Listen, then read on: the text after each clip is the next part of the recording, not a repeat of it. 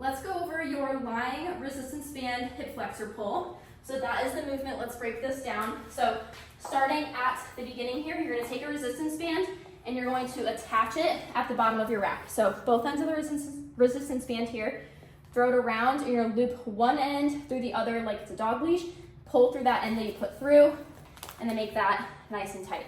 In terms of putting this band over your foot, it gets a little tricky, but once you get it, you got the hang of it. So you're gonna put the band underneath your foot first, and you wanna put this right in the arch of your foot here. So arch of your foot, and take one side, flip that over, take your other side, flip that over. So it's a nice little crisscross, again, right on the middle of your foot here.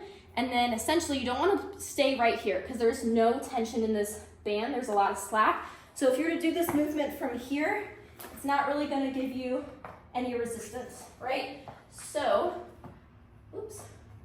You want to make sure that you back up far enough away that you're starting with a good amount of tension here in that lengthened position, and it'll only get harder as you come up.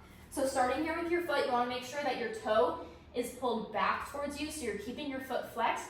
If you point your toe, that band is going to slide off, okay? So you're keeping that foot nice and active and strong in that flexed position.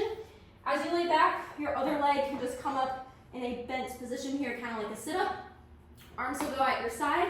In terms of your core, it's really easy to arch here. So I want you to tuck your pelvis under, engage that core, that lower back should be pressed flat into the floor here.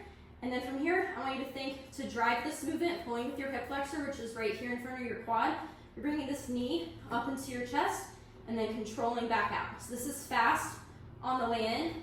Control back out. Remember, we're keeping that foot flexed so those toes are pulling up into our body.